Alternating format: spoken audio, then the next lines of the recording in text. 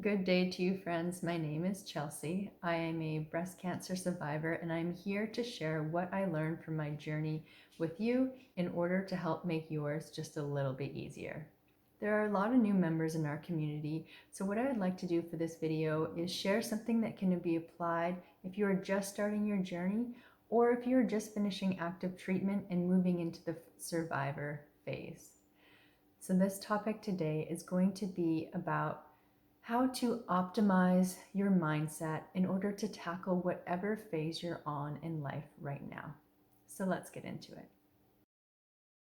It is so important to know that it is okay to say no, to do less, to break commitments, and ultimately to put your health first.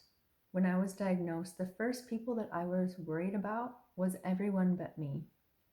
I thought about how it would affect my husband, my parents, my family. I thought about my job and the students that I was teaching and other commitments that I had made. One of the big decisions that I had to make after my diagnosis was whether I was going to continue with the commitment I had made to my students. This was very heart-wrenching for me as I had already gone through half the school year with them and I had made a commitment to do the full year. I had built relationships and they were counting on me. However, as I learned more and more about what treatment would mean for me, I knew that I wouldn't be able to uphold my commitment that I had made to them, no matter what route I chose. So I ended up choosing the route that put fighting for my life first. That was a very big lesson that I learned right at the beginning of this journey. And I carried it out throughout the rest of my journey. Do not feel guilty taking a step back. Do not feel guilty asking for help. And do not feel guilty for prioritizing your health. During this time, allow yourself some grace to take a step back and look after you so that you can fight with all you've got, so that you can move on and get back to living the life you love to live. Because in the end, you being your healthiest self possible will benefit all people and aspects of your life moving forward. Throughout active treatment and into life as a survivor, being physically active has been a mindset, mental gift. I don't know how I would have gotten through treatment without the gift of activity. And it isn't because of the physical aspect of it, it's because everything that being active gave my mind and my mindset. Having that time for me to move my body made me feel in control of something in my life. It gave me back power in some way.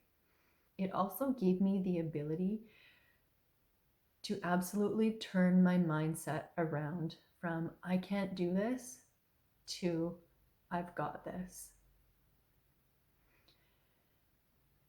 I found that it gave me strength, it empowered me to fight, and it helped me create a positive attitude. If you are already living an active life, I say keep up with what you're doing as much as you can. You may need to modify it a little bit depending on what you're doing in your treatment, but there are various ways to keep active in a safe way going through cancer treatment. If right now you're someone who isn't really active, there's no time like the present to start and find something new that you enjoy. It's not the activity that matters. It's the fact that you do it, get your blood going a little bit, move your body, and it's just something about it. I swear it creates magic. What will truly make the difference, I believe, in your mindset, it's finding an activity that you enjoy and sticking to it. It was an absolute game changer, and I would highly recommend it. At the beginning of my cancer journey, I found myself being called to nature a lot more than I ever have in the past.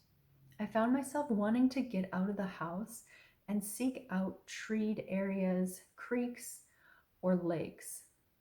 I don't know what it was, but something about it just invigorated my mindset, made me feel at peace, and really helped me discover new things that I was thinking. I found in the fall that it was so interesting how the leaves would change color and fall to the ground. In the winter, when it was freezing cold and covered in snow, trees would still be alive.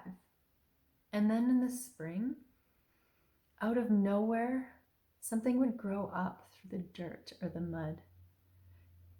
Noticing these things allowed me to draw parallels and make realizations of things that I was going through in my journey. It allowed me to mourn loss, to have hope for change and for the future, and believe that I too would grow and flourish again.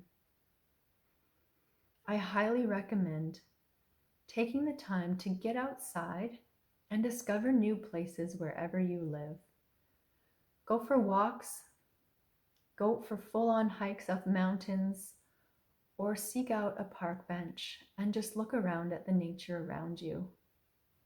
I enjoyed doing this by leaving my phone at home, not listening to any music, just taking in the sights, having some thoughts to myself, and seeing what realizations I would come to. I found it extremely powerful and empowering, and a lot of times it really helped transition my mindset to one of hope and belief in myself and the future that awaits.